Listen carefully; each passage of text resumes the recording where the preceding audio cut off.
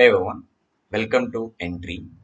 ఈరోజు మనం ఈ వీడియోలో రీజనింగ్ ద్వారా ఏ ఎగ్జామినేషన్లో అయినా మాక్సిమం స్కోర్ ఎలా రావాలి అండ్ ఆ స్కోర్ రావాలంటే మనం ప్రిపరేషన్ ఏ విధంగా చేయాలి అనేది ఈ వీడియోలో డిస్కస్ చేద్దాం.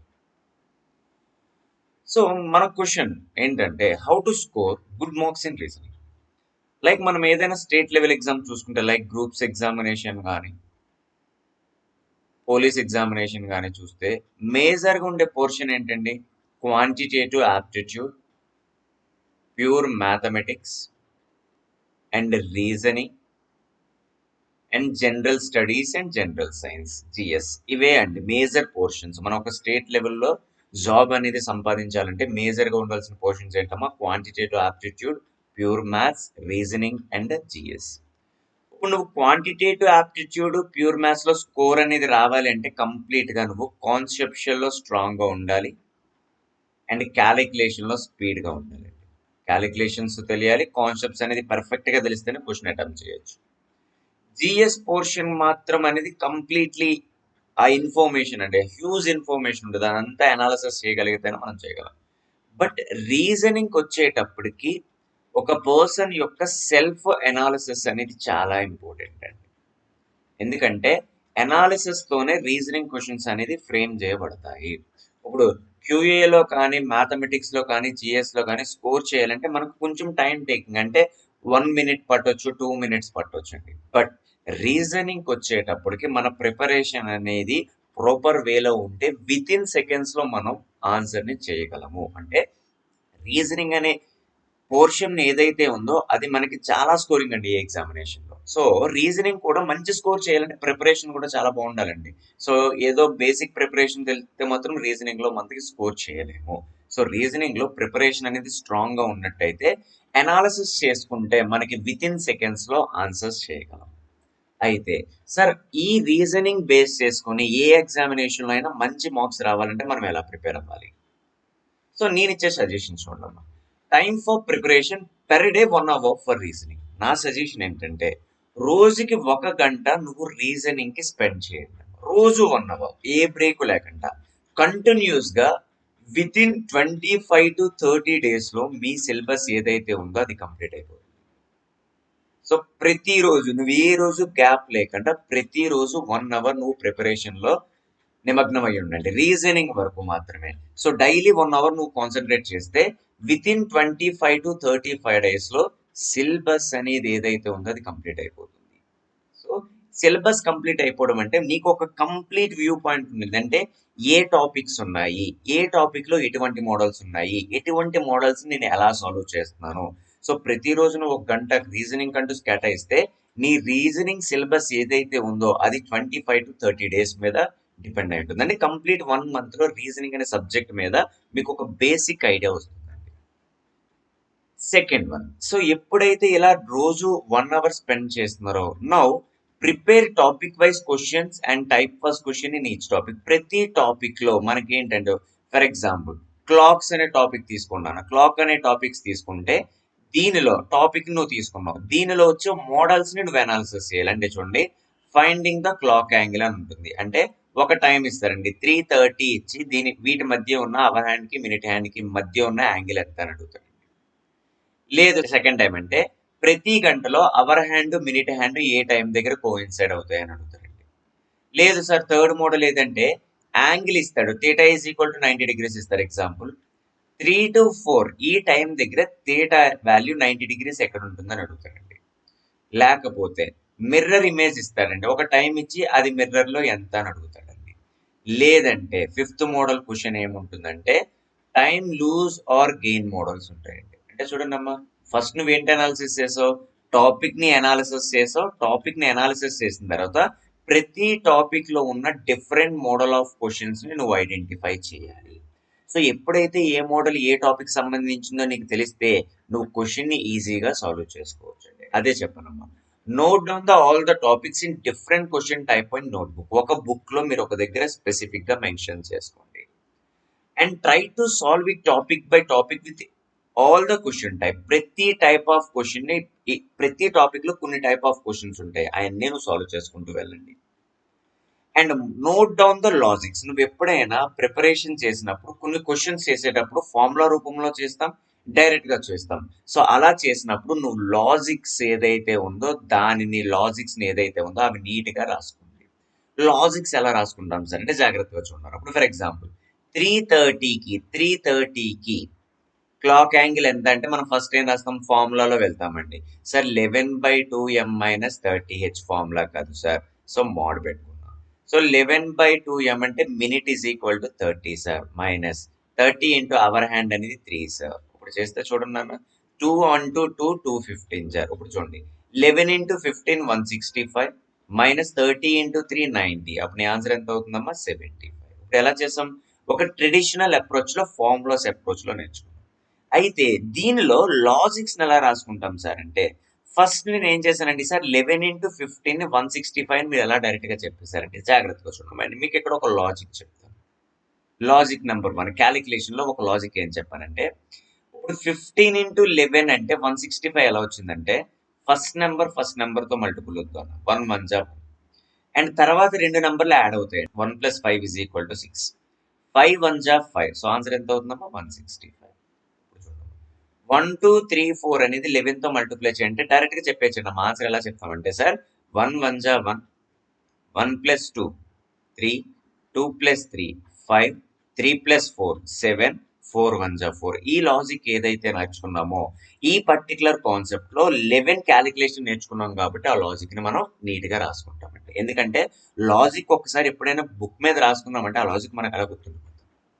అయితే ఇప్పుడు చూడండి అమ్మా, ఇది మనం ఫార్ములా రూపంలో చేసాం కదా సార్, దీన్ని అనాలిసిస్ రూపంలో ఏం చేస్తామంటే కాన్సెప్ట్ ప్రకారం చూస్తామండి. మనం క్లాక్సే తీసుకుందాం. కాన్సెప్ట్ ఏం చెప్పాడు అంటే జాగ్రత్తగా చూడండి. మనకి క్లాక్ లో ఉన్న మెయిన్ కంపారిజన్ మనం కంపేర్ చేస్తామండి. 12 అవర్స్ ఉన్న క్లాక్ యాంగిల్ ఎంత చూపిస్తుందండి, 360 degrees. ఎన్ని డివిజన్స్ చూపిస్తుందండి, 60 డివిజన్స్. ఇప్పుడు 3:30కి క్లాక్ యాంగిల్ కావాలంటే చూడన్నా, 12 అవర్స్ కి 360 degrees తిరిగితే 1 అవర్ కి ఎంత తిరుగుతుందన్న, 12 అవర్స్ కి 360 degrees తిరిగితే మైండ్ లో 1 అవర్ కి 30 degrees అంటే సార్ 3 అవర్స్ కి దాని యొక్క యాంగిల్ ఎంత అవుతుంది సార్, 90 degrees. నేను ఫార్ములా రాయాలండి, కాన్సెప్షువల్ గా చేశాను. 12 అవర్ యొక్క అవర్ హ్యాండ్ రొటేషన్ 360 degrees అయితే అవర్లీ 90 degrees తిరుగుతుంది. ఇప్పుడు చూడండి, మినిట్ హ్యాండ్ తిరిగితే ఆటోమేటిక్ గా అవర్ హ్యాండ్ కూడా తిరుగుతుంది కదమ్మా. సో మినిట్ హ్యాండ్ తిరిగితే అవర్ హ్యాండ్ తిరుగుతుంది కాబట్టి ఎప్పుడైనా గుర్తుపెట్టుకోండి అన్న, ఇక్కడ మనం రిలేటివ్ స్పీడ్ కాన్సెప్ట్ ని అప్లై చేయాలి. ఎందుకంటే ఎప్పుడైనా 2 ఆబ్జెక్ట్స్ అనేది మోషన్ లో ఉంటే అది స్పీడ్ ని ఇండికేట్ చేయదమ్మా, రిలేటివ్ స్పీడ్ ని ఇండికేట్ చేస్తుంది. సో నువ్వు కాన్సెప్షువల్ గా చేసుకున్నప్పుడు the relative speed between hour hand and minute hand అనేది ఎంత అవుతుందంటే 11/2 degree అవుతుంది. ఇప్పుడు 1 minute కి 11/2 degree అయితే 30 minutes కి ఎంత అని అడిగాడండి. ఇప్పుడు ఏం చేస్తామండి, 11/2 into 30, ఇది ఎన్ని టైమ్స్ అమ్మా, 15 టైమ్స్. సో 11 into 15 ఎంత అవుతుందమ్మా, 165. సో ఎందుకు మనం మైనస్ చేస్తున్నాం అనేది కూడా మీకు కాన్సెప్ట్ చెప్తున్నాను చూడండి అన్న. ఎప్పుడైనా 2 ఆబ్జెక్ట్స్ అనేది ఒకే డైరెక్షన్ లో ట్రావెల్ అయితే దాని యొక్క రిలేటివ్ స్పీడ్ అనేది u - v. ఇప్పుడు జాగ్రత్తగా చూస్తే మనకి మినిట్ హ్యాండ్ రొటేషన్ ఎలా ఉందో అవర్ హ్యాండ్ రొటేషన్ కూడా సేమ్ డైరెక్షన్ లో ఉంది కదా.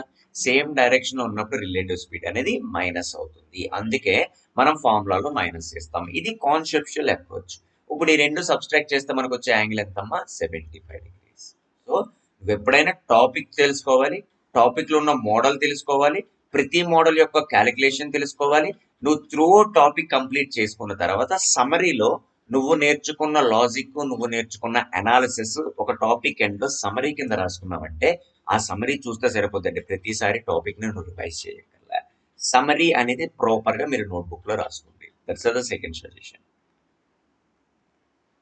Next, do not use any short cuts. Short cuts కాదండి, మనకు కావాల్సింది ఏంటంటే రీజనింగ్ అంటేనే అనాలిసిస్. రీజనింగ్ అంటేనే అనాలిసిస్ అంటే ఎన్ని విధాలుగా ఆలోచిస్తాం అంటే బ్రెయిన్ తో ఆలోచించండి, పెన్ తో కాదు. ఫర్ ఎగ్జాంపుల్ చూడండి, బ్రెయిన్ తో ఆలోచించంటే జాగ్రత్తగా చూడము, use pen and apply the speed in reasoning topics. ప్రతి టాపిక్ మీద నీకు కాన్సెప్చువల్ గ్రిప్ ఉంది అంటే ఆటోమేటిక్ గా అనాలిసిస్ కూడా పెన్ మీద ఫాస్ట్ గా అవుతుందండి.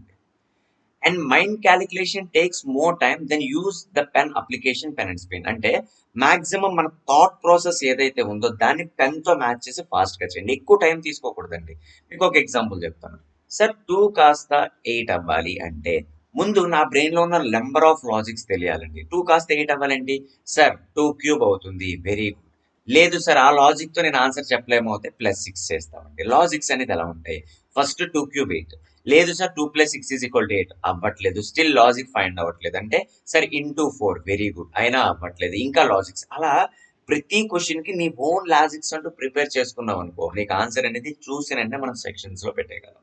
ఇప్పుడు ఇంకా చూద్దాం సార్ ఇంటూ 4 లేదంటే 2 × 2² వెరీ గుడ్ లేదనుకుంటే ఇంకా చెప్పొచ్చు ఇంకేం చెప్తామండి సార్ 2 × 5 -1 మల్టిప్లికేషన్ లో చెప్పొచ్చండి. లేదు సార్ 2 × 3 +1 ఏం చేసినా మనం 2 కాస్త 8 చెప్పాలి. లేదు సార్ ఇంకా వరస్ట్ సినారియోలో చెప్పమంటే 2⁴ - 2³ నువ్వు ఏ లాజిక్ లో అయినా ట్రై చేయండి. నాకు కావాల్సింది ఏంటమ్మా 2,8 ఒకటి కాకపోతే ఒకటి ఒకటి కాకపోతే ఒకటి ప్రతి దాన్ని చెక్ చేసుకుంటూ ఉంటే ఏదో ఒక లాజిక్ బేస్ చేసుకుని వాడు ఆన్సర్ ని ఫ్రేమ్ చేస్తాడు. సో అందుకే షార్ట్ కట్ అనాలిసిస్ అనేది చాలా ఇంపార్టెంట్. అండ్ మీకు కావాల్సింది ఏంటమ్మా రీజనింగ్ లో ఉన్న టాపిక్స్ మీద కాన్సెప్షువల్ అనాలిసిస్ తెలియాలి. అండ్ మోర్ ఓవర్ మనం ఆ కాన్సెప్ట్ ని ఎంత స్పీడ్ గా అప్లై చేస్తాం. ఇప్పుడు చూడండి 2 కాస్త 8 అంటే ఈ 7 లాజిక్స్ నా బ్రెయిన్ లో with in fraction of seconds లో ఒకదాని తర్వాత ఒకటి టర్న్ అవుతూ ఉంటుంది. ఇప్పుడు 2³ సో ఫర్ ఎగ్జాంపుల్ 2:8 ఇచ్చాడు 3:-- ఫస్ట్ లాజిక్ అయితే 27 ఆప్షన్ లేదు. అప్పుడు ఏం చేసుకుంటామండి సార్ +6 చేశాను 9 ఆప్షన్ లేదు. అలా ఆప్షన్ లేనప్పుడల్లా నా లాజిక్ సెకండ్ కి చేంజ్ చేసుకుంటూ ఉండాలండి. సో అలా సెకండ్ కి ఎప్పుడైతే చేంజ్ చేయగలమండి కంప్లీట్ కాన్సెప్ట్స్ మీద గ్రిప్ ఉండి అనాలిసిస్ చేయగలిగే క్యాపబిలిటీ ఉంటే మనం రీజనింగ్ ఉన్న క్వశ్చన్ ని సెకండ్స్ లో సాల్వ్ చేయగలం. Next fast in action quick in action అండి. అంటే జాగ్రత్తగా చూడమ్మా మనం ఒక క్వశ్చన్ ని చూసిన వెంటనే ఇమీడియట్ గా ఆన్సర్ చేయాలి. ఇమీడియట్ గా ఆన్సర్ చేయాలి అంటే నువ్వు ఎంత ఫాస్ట్ గా ఉండాలంటే కాన్సెప్షువల్ గా స్ట్రాంగ్ ఉండాలి. ప్రతిదీ అదే ఇంపార్టెంట్ అండి. We have to process the logic immediately after seeing the question చూసినండి. ఇప్పుడు ప్రీవియస్ గా ఎగ్జాంపుల్ చేశానమ్మా 2:8 అనే క్వశ్చన్ చూసుకొని మనకి 7 లాజిక్స్ ఏదైతే ఉన్నాయో అది ఒకదాని తర్వాత ఒకటి ఎంత ఫాస్ట్ గా వస్తే అంత ఫాస్ట్ గా మనం ఆన్సర్స్ చేయగలం. అండ్ మోస్ట్ ఇంపార్టెంట్ థింగ్ నువ్వు ఎప్పుడైనా మెయిన్ రీజనింగ్ లో కాన్సెప్షువల్ గా ఉన్న టాపిక్స్ ఏంటంటే బ్లడ్ రిలేషన్ కానీ డైరెక్షన్స్ కానీ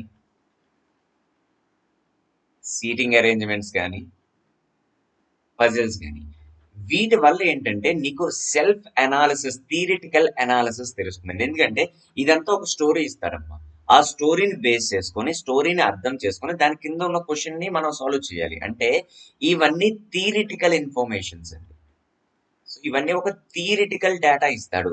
ఆ థియరిటికల్ డేటాని అనాలిసిస్ చేసి ఒక డయాగ్రామ్ రూపంలో రిప్రజెంట్ చేస్తే మనం ఆన్సర్ అనేది రిప్రజెంట్ చేయొచ్చు. సో ఎప్పుడైతే నువ్వు ఈ టాపిక్స్ అనేది ఎక్కువగా సాల్వ్ చేస్తే ఆటోమేటిక్ గా నీ ఐక్యూ ఏదైతే ఉందో అది ఈజీగా ఇంప్రూవ్ అవుతుంది. సార్ ఎలా అనాలిసిస్ చేస్తామంటే మీకు ఒక క్వశ్చన్ ఇక్కడ అబ్జర్వ్ చేస్తున్నాను చూడమ్మా. ఏ పర్సన్ ట్రావెలింగ్ 30 meters ఈస్ట్ ఒక వ్యక్తి 30 meters తూర్పు వైపు వెళ్తున్నాడు. అండ్ మరలా 60 meters వెస్ట్ లో వెళ్తున్నాడు. తర్వాత 50 meters వెస్ట్ తర్వాత చూడమ్మా నార్త్ వెళ్తున్నాడు. ఫైనల్ గా 100 meters సౌత్ వెళ్తున్నాడు. ఇప్పుడు క్వశ్చన్ ఏం అడిగాడంటే ఇప్పుడు ఇనీషియల్ పొజిషన్ నుంచి ప్రస్తుతం ఉన్న ప్లేస్ వరకు వాటి మధ్య ఉన్న దూరం డైరెక్షన్ ఎంత అని అడుగుతారండి. చాలా మంది డయాగ్రామ్ లో ఏం చేస్తాడు ముందు ఒక వ్యక్తి ఈస్ట్ 30 వెళ్ళాడు మళ్ళీ వెస్ట్ వైపు 60 వచ్చాడండి. వెస్ట్ వైపు 60 వచ్చిన మళ్ళీ అదే బ్యాక్ రూట్ లో ఇది స్టార్టింగ్ పొజిషన్ కాబట్టి ఇంకెంత వెళ్ళాడమో ఇంకో 30 వెళ్ళాడు. తర్వాత నార్త్ లో 50 వెళ్ళాడు. మరలా నార్త్ నుంచి సౌత్ లో 100 వెళ్ళాడు.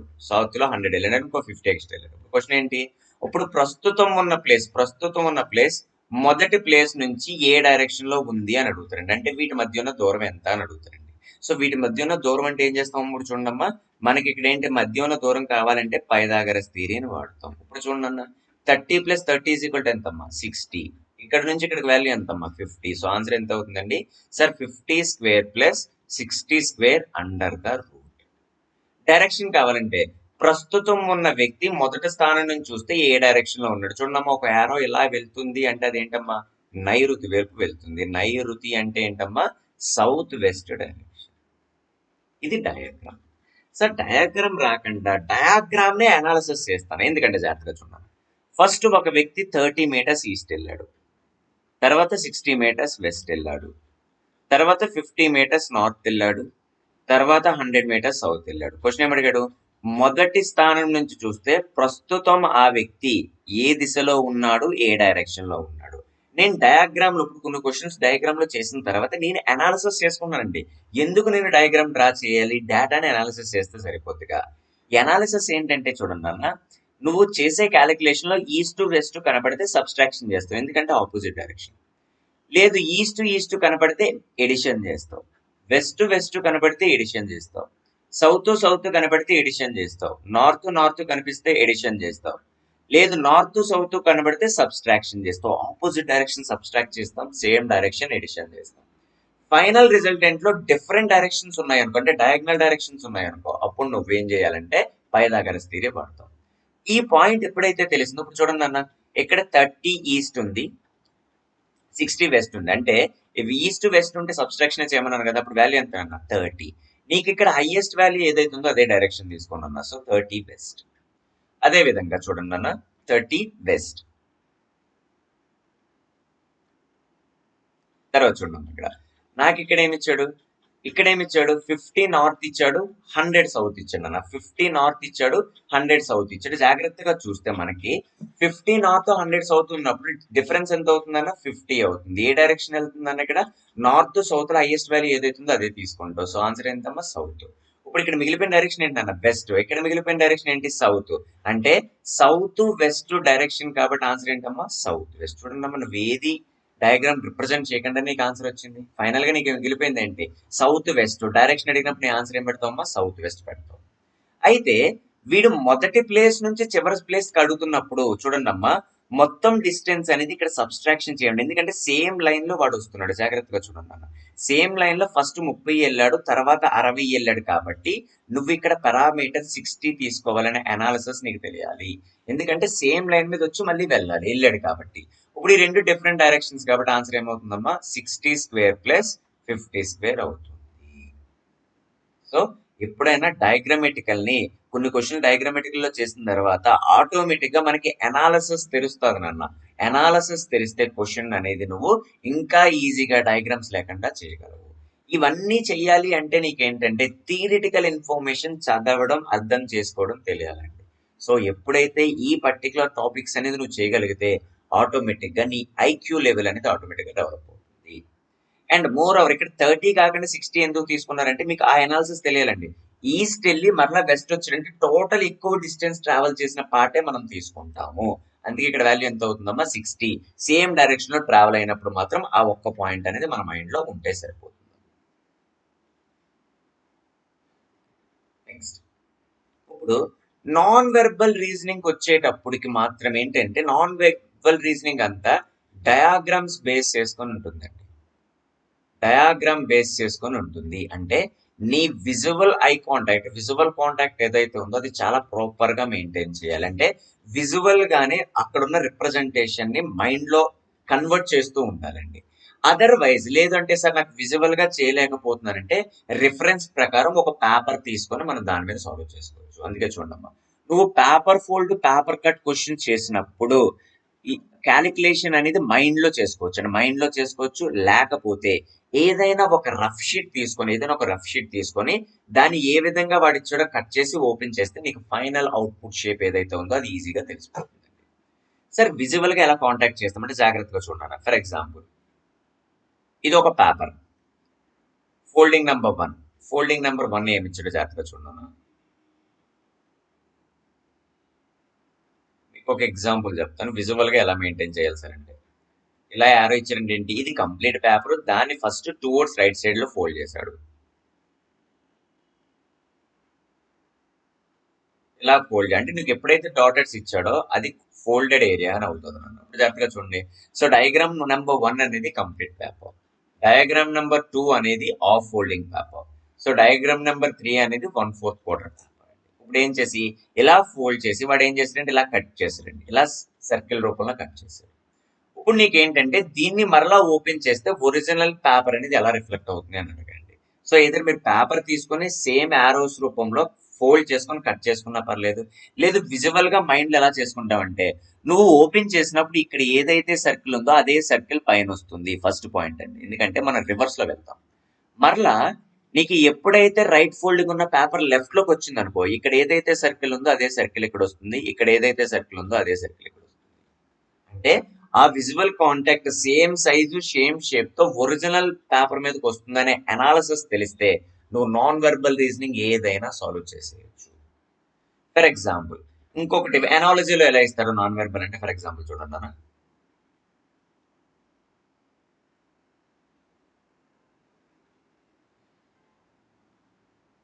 ఇలా ఇచ్చాడండి. వాట్ ఈస్ ద ఆన్సర్ అంటే నాన్ వెర్బల్ అంటే డయాగ్రామ్ లో ఏదైనా ఇవ్వచ్చండి. మనం ఏం చేయాలి, సార్ నార్త్ లైన్ కాన్స్టెంట్ ఉంది, ఈస్ట్ వెస్ట్ మాత్రమే మారింది అంటే నీ మైండ్ లో తెలియాలండి.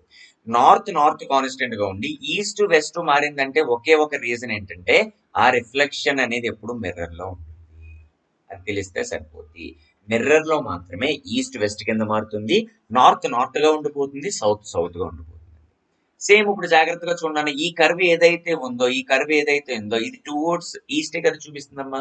సో మిర్రర్ లో టువర్డ్స్ ఈస్ట్ చూపించింది ఎలా చూపిస్తుందండి, టువర్డ్స్ వెస్ట్ చూపిస్తుంది. ఆ అనాలిసిస్ తెలిస్తే మనకి చాలా ఈజీగా నాన్ వెర్బల్ అనేది సాల్వ్ చేసుకోవచ్చు అండి. నాన్ వెర్బల్ లో కొన్ని డిఫరెంట్ టాపిక్స్ ఉంటాయి, అవి కూడా మీకు ఎక్స్ప్లెయిన్ చేస్తాను. Now how to prepare for reasoning అంటే మీకు డైలీ 1 అవర్ ప్రిపేర్ అవ్వమని చెప్పాను కదా, ఎలా ప్రిపేర్ అవుతుంది అంటే జాగ్రత్తగా చూడండి. సార్ మీరు చెప్పినట్టు నేను డైలీ 1 అవర్ స్పెండ్ చేస్తాను, ఒక టాపిక్ కి నేను 1 అవర్ స్పెండ్ చేస్తాను. సో 1 అవర్ స్పెండ్ చేసినప్పుడు ఎప్పుడైతే గుర్తుపెట్టుకున్నానా 40 మినిట్స్ అనేది కంప్లీట్ గా మీకు ఉన్న బుక్ ఏదైతే అవైలబుల్ ఉందో ఆ పర్టికులర్ బుక్ లో ఉన్న కాన్సెప్ట్స్ ఎగ్జాంపుల్స్ చూసుకుంటూ ఉండాలండి. సో ఆ దాంట్లో ఉన్న కాన్సెప్ట్స్ ఎగ్జాంపుల్స్ మనం చేసిన తర్వాత రిమైనింగ్ 20 మినిట్స్ అనేది ఏదో ఒక ఎక్సర్సైజ్ చూసుకొని, అంటే మనకి ఏంటంటే ఎగ్జాంపుల్ కాన్సెప్షువల్ చేసేటప్పుడు క్వశ్చన్ ప్లస్ ఆన్సర్ ఉంటుందండి. సో దీనిలో మీరు చేసేయచ్చు చూసేయచ్చు. ఒకవేళ కొంతమంది ఏంటంటే సార్ నాకు అర్థమైపోయింది నేను చేయగలనంటే ఆ 40 మినిట్స్ లో వాళ్ళు అన్ని క్వశ్చన్స్ చూస్తారండి, కానీ చూస్తే సరిపోదమ్మా. అందుకే 20 మినిట్స్ ఒక నువ్వు 10 to 20 క్వశ్చన్స్ అని మైండ్ లో పెట్టుకొని ఒక ఎక్సర్సైజ్ కింద ప్రిపేర్ చేసుకొని ఒక టెస్ట్ రూపంలో నువ్వు ప్రిపేర్ అవ్వాలి. అంటే 1 అవర్ లో ఉన్న డ్యూరేషన్ ని 40 మినిట్స్ నేను చదువుకోవడానికి కేటాయిస్తే 20 మినిట్స్ అనేది ఆ చదువుకున్న నాలెడ్జ్ ని ఎగ్జామ్ రూపంలో చేయగలుగుతున్నానా లేదా అనే సెల్ఫ్ అనాలిసిస్ నువ్వు నేర్చుకుంటావు. సో 40 మినిట్స్ లో కాన్సెప్ట్ చేసావు, ఎప్పుడైనా కాన్సెప్ట్ నేర్చుకుని ఫర్ ఎగ్జాంపుల్ మీకు ఇంకా చెప్తున్నానండి, మన బ్రెయిన్ లో చదివే కొద్దీ డేటా అనేది ఫిల్ అయిపోతుంది. సో దాన్ని ఎప్పుడు నువ్వు క్లోజ్ చేసుకోకూడదమ్మా. ఎప్పుడైతే ఇన్ఫర్మేషన్ తో నీ బ్రెయిన్ కంప్లీట్ అయిపోయిందో నువ్వు దాన్ని ఎగ్జామ్ రూపంలో ఆ ఫిల్ అయిన డేటాని బయటకు పంపించేస్తేనే నువ్వు కొత్త డేటాని మళ్ళీ నేర్చుకోగలవు. అందుకే నువ్వు ఎంత ప్రిపేర్ అయినా ఒక ఎక్సర్సైజ్ కానీ ఒక మాక్ టెస్ట్ కానీ ఒక ఎగ్జామ్ కానీ రాయకపోతే నీకు సక్సెస్ అంటూ ఉండదండి. సో అందుకే ఎప్పుడైనా ఉన్న 1 అవర్ లో విత్ ఇన్ 40 మినిట్స్ లో కాన్సెప్ట్స్ కంప్లీట్ చేసుకొని 20 మినిట్స్ ఆ పర్టికులర్ టాపిక్ ఏదైతే అనుకున్నావో దాని మీద ఎగ్జాంపుల్స్ చేయగలిగే క్యాపబిలిటీ ఉన్న రోజు నువ్వు రీజనింగ్ ని విత్ ఇన్ సెకండ్స్ లో ఈజీగా సాల్వ్ చేయగలవు. సో అదండి 1 అవర్ డ్యూరేషన్ 40 మినిట్స్ 20 మినిట్స్ కింద ప్రిపేర్ అవ్వండి. Next one, how to score highest marks in the reasoning in any exam. అసలు ఏ ఎగ్జామ్ లో అయినా ఎక్కువ స్కోర్ ఎలా చేయాలి? సో ఎప్పుడైనా గుర్తుపెట్టుకుంటామా, analyse the previous year question papers in that exam. నువ్వు ఏ ఎగ్జామ్ కి అయితే ప్రిపేర్ అవుతున్నావో ఫస్ట్ ఆఫ్ ఆల్ ప్రీవియస్ కొన్ని సంవత్సరాలుగా ఎటువంటి క్వశ్చన్స్ మనకు ఆ పర్టికులర్ టాపిక్ లో అడుగుతున్నాడు అనే విషయం నీకు తెలియాలి. Point number 1. And note down which topic of the questions and which question type for asked in previous question. అంటే ప్రీవియస్ పేపర్స్ మనం అన్ని చూసేటప్పుడు మనకు ఒక ఐడియా వచ్చేస్తుందండి, ఎక్కువగా ఏ టాపిక్ ని వాడు స్ట్రెస్ చేస్తున్నాడు, ఏ టాపిక్స్ లో ఎటువంటి మోడల్స్ వాడు రివైజ్ చేసుకుంటూ వస్తున్నాడు, అటువంటి నోట్ పాయింట్స్ మనం ఒక దగ్గర రాసుకుంటే మనకి నెక్స్ట్ ప్రిపరేషన్ ఏం చేయాలనేది కూడా ఒక ఐడియా వస్తుందండి. ఫస్ట్ ప్రీవియస్ పేపర్స్ అన్ని కలెక్ట్ చేసుకోండి, దాన్ని అనాలిసిస్ చేసుకోండి. అనాలిసిస్ చేసిన తర్వాత మనకు అర్థం అవ్వాలమ్మా ఏ టాపిక్ రీజనింగ్ గురించి వాడు స్ట్రెస్ చేస్తున్నాడు, ప్రతి ఇయర్ ఏ క్వశ్చన్ వాడు ఇస్తున్నాడు అనేది నీకు తెలిసినట్టయితే నీకు ఎగ్జామ్ నెక్స్ట్ నువ్వు ప్రిపేర్ అయ్యే ఎగ్జామినేషన్ ఏదైతే ఉందో చాలా ఈజీ అవుతుంది. And concentrated more on those topics on question type. So ఎక్కువ అంటే దాని మీద డిపెండ్ అవ్వమని చెప్పనండి. నువ్వు ఎప్పుడైతే కొన్ని టాపిక్స్ చూస్తావో ఆ టాపిక్స్ నువ్వు ఎక్కువ స్ట్రెస్ చేసి రిమైనింగ్ టాపిక్స్ కూడా ఈక్వల్ ప్రపోర్షనల్ తో చూడండి. సో నువ్వు ఎగ్జామ్ లో ఇవే ఎక్కువ రిపీట్ అవుతావు. సార్ క్లాక్స్ ప్రతి సంవత్సరం 2 క్వశ్చన్స్ ఇస్తున్నాడు, క్యాలెండర్స్ ఎక్కువ ఇస్తున్నాడు, దానే ప్రిపేర్ అవుతానంటే కరెక్ట్ కదమ్మా. దానిని ఎక్కువ స్ట్రెస్ చేసి రిమైనింగ్ సిలబస్ ఏదైతే ఉందో ఒకసారి ఇవ్వచ్చు, ఒకసారి ఇవ్వకపోవచ్చు. అంటే మీకు ఒక ఎగ్జాంపుల్ చెప్తానమ్మా. క్లాక్స్ ఇస్తాడు, క్యాలెండర్స్ ఇస్తాడు, ఆల్ఫా న్యూమరికల్ సిరీస్ అనేది మీకు సిలబస్ లో ఇస్తాడండి, సిలబస్ లో ఉంటాడు. సార్ నాకు క్లాక్స్ ఎప్పుడూ పడుతున్నాయి, క్యాలెండర్స్ ఎప్పుడూ పడుతున్నాయి, ఆల్ఫా న్యూమరికల్ సిరీస్ అనే క్వశ్చన్స్ రావట్లేదు, నేను ప్రిపేర్ అవ్వను సార్, టైం వేస్ట్ అని మాత్రం ఎప్పుడు అనుకోకండి. ఇవి మీరు ప్రిపరేషన్ లో ఎక్కువ స్ట్రెస్ చేయాలి. అండ్ ఆ same time alpha numerical series అంటే ఏంటో కూడా నువ్వు తెలుసుకోవాలి. వాడు సిలబస్ లో మెన్షన్ చేశారంటే అర్థం ఏంటమ్మా, ఇవ్వచ్చు ఇవ్వకపోవచ్చు వాడి ఇష్టం, కానీ వాడిచ్చిన సిలబస్ ఏదైతే ఉందో ఒక పర్టికులర్ ఎగ్జామినేషన్ లో నువ్వు కాన్ఫిడెంట్ గా అన్ని టాపిక్స్ అండ్ అన్ని టాపిక్స్ ఉన్న ప్రతి మోడల్ తెలిసినట్టయితేనే నువ్వు ఎక్కువ స్కోర్ అనేది చేయగలవు. నాట్ ఫర్ రీజనింగ్, ఏదైనానండి. సో ప్రీవియస్ అనాలిసిస్ చేసినప్పుడు చాలా మంది చేసే మిస్టేక్స్ ఏంటంటే, సరే ఈ టాపిక్ నుంచి ఇస్తున్నాడు కాబట్టి ఇవే ప్రిపేర్ అవుతున్నాం. ఎలా చెప్తామండి, ఫ్యూచర్ పేపర్ ని మనం అనాలిసిస్ చేయలేమండి. సో మన దగ్గర ఉన్న ఒకే ఒక ప్రెసెంట్ థింగ్ ఏంటమ్మా, సిలబస్ ని మనం చాలా ఎక్కువగా కాన్సన్ట్రేట్ చేసి సిలబస్ ఉన్న ప్రతి టాపిక్ మీద నువ్వు అనాలిసిస్ నేర్చుకోవాలి, కాన్సెప్షువల్ థింగ్ నేర్చుకోవాలి, క్యాలిక్యులేషన్ నేర్చుకోవాలి. సో ఎప్పుడైతే ఇవన్నీ కంప్లీట్ అయిపోయినాయో then you can analysis again by the previous year papers. Previous year papers చేయడం వల్ల నీకు ఏం తెలుస్తుంది, ఏ టాపిక్ ఎక్కువ స్ట్రెస్ చేస్తున్నాడు అంటే ఆ టాపిక్స్ ప్రిపేర్ అవ్వను కదమ్మా, అవి ఎక్కువ టైం స్పెండ్ చేసి రిమైనింగ్ కూడా సమ్ ప్రపోర్షనేట్ తో కూడా ప్రిపేర్ అవ్వాలి, అవి వదలకూడదు, గుర్తుపెట్టుకోండి అన్న. సో ఎక్కువ కాన్సన్ట్రేషన్ వాటి మీద చేసి రిమైనింగ్ కూడా 1/4 ప్రపోర్షన్ కానీ ఏదో ఒక ప్రపోర్షన్ కానీ వదలకుండా సిలబస్ ని కంప్లీట్ చేయండి. ఏ సిలబస్ వదలకూడదు, ఎందుకంటే అప్కమింగ్ ఎగ్జామ్ లో ఏ క్వశ్చన్స్ వస్తాయి అనేది మనం చెప్పలేము. నెక్స్ట్ అసలు టాపిక్స్ ఏంటి సార్ అంటే, మన స్టేట్ లెవెల్లో ప్రిపేర్ అయినప్పుడు మేజర్ వచ్చే టాపిక్స్ మీ అందరికీ తెలుసు, ఒక చిన్న అనాలిసిస్ చెప్తాను చూడండి. క్యాలెండర్స్ వరకు చూస్తే మనకి 2 to 3 మార్క్స్ వస్తాయండి. ఎందుకంటే మనం ఎస్ఏ ప్రిలిమ్స్ వదిలేస్తే ఎస్ఏ మెయిన్స్ అనేది అర్థమెటిక్, రీజనింగ్, మ్యాథ్స్ మొత్తం కలిపి 200 మార్క్స్ అండి.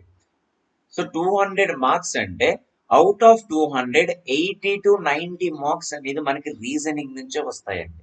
మీరు జాగ్రత్తగా చూస్తే గత 3-4 పేపర్స్ చూసుకున్నామా, మనకి పాత ఎగ్జామినేషన్ పేపర్ కానీ స్టేట్ లెవెల్ ఎగ్జామ్ లో కానీ ఒక బై హాఫ్ పోర్షన్ మార్క్స్ అనేది మనకి కంపల్సరీగా రీజనింగ్ ఉంటుందండి.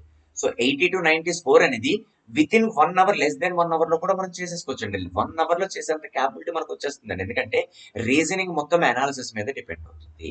సో మనం కొన్ని లాస్ట్ 4 years అనాలిసిస్ చేస్తే మీ క్యాలెండర్ నుంచి 2 to 3 క్వశ్చన్స్, క్లాక్స్ నుంచి 2 to 3 క్వశ్చన్స్ వస్తున్నాయండి. డైస్ క్యూబ్ నుంచి చెక్ చేసుకుంటే క్యూబ్స్ నుంచి వస్తే డైరెక్ట్ గా 5 మార్క్స్ వచ్చేస్తాయండి. సార్ డైస్ అంటే ఏంటంటే ఒక 6x6 క్యూబ్ ఉన్న ఒక క్యూబ్ ఏదైతే ఉందో అది తీసుకొని దానికి పెయింట్ చేస్తారండి. ఏదైతే సింగిల్ కలర్ పెయింట్ చేస్తాడు, 2 కలర్ పెయింట్ చేస్తాడు, 3 కలర్ పెయింట్ చేస్తాడు, 6 కలర్ పెయింట్ చేస్తాడు. సో నువ్వు పెయింట్ చేసిన నెంబర్ ఆఫ్ స్మాలర్ క్యూబ్స్ ని కౌంట్ చేయమంటాడు. సో ఇస్తే 5 మార్క్స్ ఇస్తారమ్మా, డైస్ నుంచి ఇస్తే 1 to 2 మార్క్స్ ఇస్తాడు.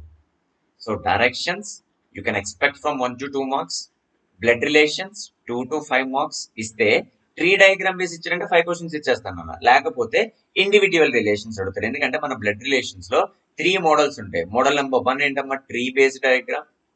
మోడల్ నెంబర్ 2 మనకి ఏంటంటే పాయింటింగ్ ఆర్ ఇంట్రడ్యూసింగ్ పర్సన్స్.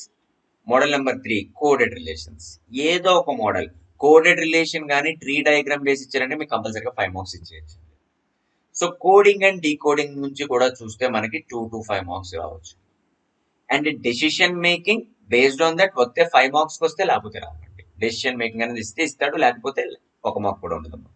సిలాజిజమ్స్ నువ్వు ఏ కాంపిటేటివ్ చూసుకున్నా, ఇండియాలో ఏ కాంపిటేటివ్ లో చూసుకున్నా మనకి పక్కాగా 2 to 5 మార్క్స్ వస్తుందండి. బ్యాంకింగ్ అంటే పక్కా 5 క్వశ్చన్స్ వస్తాయన్న. స్టేట్ లెవెల్లో మినిమం 2 మార్క్స్ అనేది సిలాజిజం నుంచి ఇస్తాడు. ఆల్ఫా న్యూమరికల్ సిరీస్ అనేది ఎప్పుడో కానివ్వడండి, కానీ లాస్ట్ ఇయర్ తెలంగాణ పేపర్ లో 2 మార్క్స్ కి ఇచ్చాడండి. సో మనకు తెలియదు కాబట్టి వాడిచ్చిన సిలబస్ ప్రకారం మనం ప్రిపేర్ అవ్వాలి. And set theory you can expect from 2 to 3 questions అండి. And letter series, number series అనేది రెండింటి నుంచి ఒక మనకు 5 క్వశ్చన్స్ వస్తాయి. ఎనాలజీ క్లాసిఫికేషన్ నుంచి 5 క్వశ్చన్స్ వస్తాయి. నెంబర్ పజిల్ నుంచి 3 క్వశ్చన్స్ వస్తాయి. చాలా మంది సార్ నెంబర్ పజిల్ అంటే ఏంటి, ఏం లేదు నాన్న, నీకు ఒక బాక్స్ ఇస్తాడు రా, ఇలా బాక్స్ ఇస్తాడు. ఎలా ఇస్తాడంటే చూడమ్మా, ఇలా ఒక బాక్స్ ఇచ్చి నెంబర్స్ ఇస్తాడు చూడండి, 1 2 8 3 6 24 4 8 డాష్ అని అడుగుతారు. అప్పుడు మీరు అర్థం చేసుకోవాల్సింది ఏంటి సార్, 1 2 జా 2, 2 4 జా 8, 3 2 జా 6, 6 4 జా 24, 4 2 జా 8, 8 4 జా 36. అంటే ఈ పర్టికులర్ న్యూమెరికల్స్ ఏదైతే ఉందో దాన్ని మ్యాథమెటికల్ గా ఆలోచించి ఒక పర్టికులర్ ఎంటీ బాక్స్ నుండి న్యూమెరికల్ చెప్పాలి. నెంబర్ పజిల్ అంటే అలా డయాగ్రామ్ ఇచ్చి లోపల నెంబర్స్ ఇవ్వచ్చు. నెంబర్ తో పాటు ఒక్కోసారి మనకి ఆల్ఫాబెటికల్స్ రావచ్చు.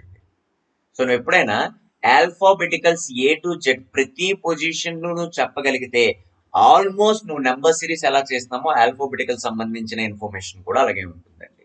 సో నువ్వు ఆల్ఫాబెటికల్స్ ఉన్న ప్రతి పొజిషన్ ని జాగ్రత్తగా ఐడెంటిఫై చేయడం నేర్చుకుంటే 5 మార్క్స్ అనేది ఈజీగా సాల్వ్ చేయొచ్చండి ఆల్ఫాబెటికల్స్ బేస్ చేసుకుని. అండ్ నాన్ వెర్బల్ నుంచి వస్తే మనకి 10 మార్క్స్ వరకు వస్తాయండి. సో నాన్ వెర్బల్ ఉన్న టాపిక్స్ ఏంటమ్మా, mirror image, water image, paper folding, paper cutting, embedded figure, counting figure, logical Venn diagram, figure analysis. దీంట్లో ఇందాక మనం ఎనాలజీ క్వశ్చన్ చేసాం కదా, అలా సిరీస్ బేస్ ఇవ్వచ్చు, ఆర్డర్ ఉన్నట్టు కూడా ఇవ్వచ్చు. అండ్ క్రిటికల్ రీజనింగ్ కూడా మనకి 10 క్వశ్చన్స్ అంటే 10 మార్క్స్ వరకు రావచ్చండి. సో అంటే statement assumption, statement argument, statement course of action, statement conclusion. So ఈ క్రిటికల్ రీజనింగ్ అనేది కంప్లీట్లీ థియరిటికల్ అనాలిసిస్ లేకపోతే జనరల్ అవేర్నెస్ కూడా ఉంటాయండి. సో ఫస్ట్ అజంప్షన్ చేస్తాం. ఫర్ ఎగ్జాంపుల్ ఎలా ఉంటాయి ఆర్డర్ లో అంటే, ఫర్ ఎగ్జాంపుల్ ఏదైనా ఒక ఇష్యూ వచ్చినప్పుడు ఒక 2 పర్సన్స్ ఉన్నారు. ఒక పర్టికులర్ థింగ్ న్యూస్ లో చూసినప్పుడు మన ఇద్దరికి డిఫరెంట్ అజంప్షన్స్ ఉంటాయండి. మన ఇద్దరం మాట్లాడుకున్నప్పుడు నీ అజంప్షన్ వేరు, నా అజంప్షన్ వేరు, అంటే మన ఇద్దరి మధ్య ఆర్గ్యుమెంట్ వస్తుంది. So first valid assumption identify చేయాలి, వ్యాలిడ్ ఆర్గ్యుమెంట్ ను ఐడెంటిఫై చేయాలి. కోర్స్ ఆఫ్ యాక్షన్ అంటే ఒక థర్డ్ పారామీటర్ ఇన్వాల్వ్ అయ్యి ఇద్దరు ఆర్గ్యుమెంట్స్ లో ఉన్న వ్యాలిడ్ పాయింట్స్ ని అనాలిసిస్ చేస్తారండి, దాన్ని కోర్స్ ఆఫ్ యాక్షన్ అంటారు. సో ఇవి మొత్తం జరిగిన తర్వాత మనకంటూ ఒక కంక్లూజన్ వచ్చేస్తుంది కదమ్మా. మనం ఏదైతే న్యూస్ గురించి అజంప్షన్ చేసుకొని ఆర్గ్యూ చేసుకొని యాక్షన్ జరిగి ఫైనల్ గా ఏదైతే వ్యాలిడ్ వస్తుందో దాన్ని కంక్లూజన్ అంటారండి. సో క్రిటికల్ రీజనింగ్ ప్రిపేర్ అయినప్పుడు మాత్రం ఒకదాని తర్వాత ఒకటి ఇంటర్ లింక్ తో ప్రిపేర్ అవ్వండి. సో ఫస్ట్ అజంప్షన్ కంప్లీట్ చేయండి, తర్వాత ఆర్గ్యుమెంట్స్ కంప్లీట్ చేయండి, తర్వాత యాక్షన్ ఆఫ్ కోర్స్ కంప్లీట్ చేయండి, ఫైనల్ గా కంక్లూజన్ కంప్లీట్ చేయండి. నువ్వు ఒక ఆర్డర్ లో ప్రిపేర్ అయితే క్రిటికల్ రీజనింగ్ లో అవుట్ ఆఫ్ 10 మనం 8 మార్క్స్ ని ఈజీగా సంపాదించవచ్చు. And seating arrangements and puzzles, ఇది కంప్లీట్ గా థియరిటికల్ అనాలిసిస్. మీ ఐక్యూ లెవెల్స్ అనేది ఇంప్రూవ్ అవ్వాలంటే ఈ రెండు డైలీ ఒక్కటైనా ప్రాక్టీస్ చేయండి అమ్మా. సో డైలీ ఇనీషియల్ గా మనకి అర్థం కాదు, డేటా అర్థం కాదు, దాన్ని టేబులర్ కింద ఎలా కన్వర్ట్ చేస్తాం అర్థం కాదు. బట్ నువ్వు ఒక్కసారి వాడు ఇచ్చిన స్టేట్మెంట్ ఏదైతే ఉందో దాన్ని ప్రాపర్ గా అర్థం చేసుకుంటే నువ్వు సీటింగ్ అరేంజ్మెంట్ కానీ పజిల్స్ కానీ ఈజీగా సాల్వ్ చేయొచ్చండి. బ్యాంకింగ్ లో కానీ మినిమం మనకి 15 to 20 మార్క్స్ వచ్చేస్తాయండి బ్యాంకింగ్ వరకు. రిమైనింగ్ కాంపిటేటివ్ ఏది చెక్ చేసుకున్నా ఏదర్ సీటింగ్ లో కానీ పజిల్ లో నుంచి కానీ ఒక క్వశ్చన్ వస్తుందండి, కంపల్సరీగా 5 మార్క్స్ అనేది ఇవ్వచ్చు. సో మనకి బేసిక్ గా రీజనింగ్ లో ఉన్న టాపిక్స్ ఇవేనండి.